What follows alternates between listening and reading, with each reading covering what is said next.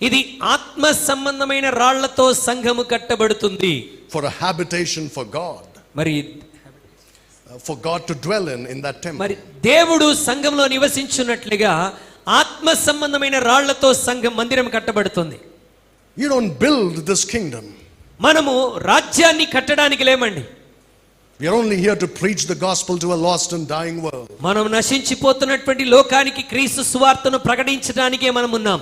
The kingdom will be established when Christ comes back. యేసుక్రీస్తు ప్రభువు రెండోసారి తిరిగి వచ్చినప్పుడు ఆయన రాజ్యం స్థాపించబడుతుంది. And that is for Israel. అది ఇశ్రాయేలుల కొరకు ఆయన స్థాపించబోయేటువంటి రాజ్యం. So they say the church is the kingdom. వారేమంటారంటే సంఘమే దేవుని రాజ్యం అని బోధిస్తూ ఉంటారు. You know what this led to later on in church history? ఈ సంఘ చరిత్రలో ఇది చివరికి ఏ విధమైన స్థితిలోనికి నడిపించిందో తెలుసా? That the church started persecuting the Jews. సంఘము యూదులను హింసించేంత స్థితిలోనికి వచ్చేసింది. They started killing the Jews. వారు యూదులను చంపడం మొదలుపెట్టారు. They said these are the people who killed Jesus Christ. యేసుక్రీస్తును చంపినటువంటిది ఈ యూదులే గనుక వీరిని హతమార్చాలి అని సంఘము యూదులను హింసించడం మొదలుపెట్టింది. God is finished with Israel. దేవుడు ఇశ్రాయేలులతో ఇక ఆయన ముగించేసుకున్నాడు గనుక వీరు ఉండటానికి వీల్లేదని తీర్మానం చేశారు. That is what the synagogue of Satan.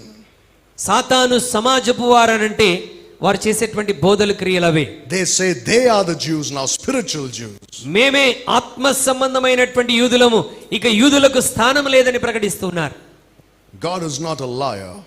దేవుడు అబద్ధికుడు కాదండి. He will fulfill every promise he gave to Abraham, Isaac and Jacob. Abraham, ఇస్సాకు, యాకోబులకు దేవుడు ఇచ్చిన ప్రతి వాగ్దానం ఆయన నిశ్చయముగా నెరవేర్చి తీరుతాడు.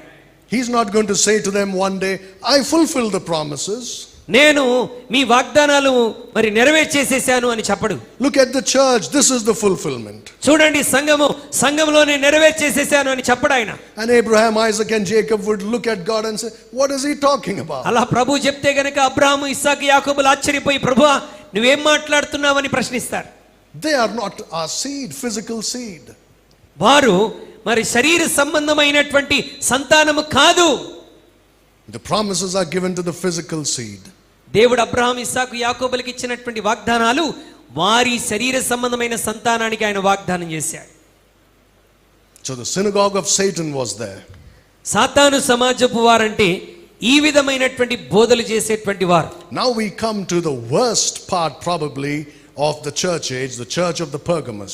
మరి పెర్గములో ఉన్నటువంటి సంఘము వర్తమానం దగ్గరికి వచ్చేసరికి భయంకరమైన విషయాన్ని మనం చూడబోతున్నాం. Look at verse 13 of Revelation chapter 2. ప్రకటన గ్రంథం 2వ అధ్యాయం 13వ వచనాన్ని మనం చూద్దాం.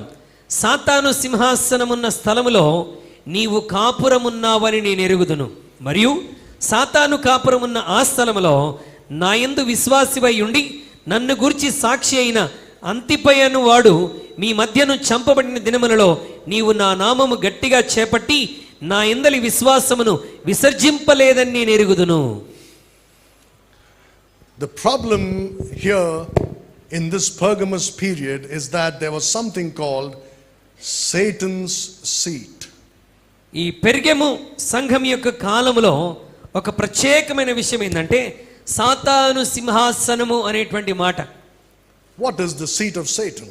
ఈ సాతాను సింహాసనం ఏంటండి? Did you ever think about it? ఎప్పుడైనా ఈ మాటను గురించి ఆలోచించారా? Well, you see, this is one of those rare times when history throws light on some Bible verses. మరి ఇవి కొన్ని సందర్భాలు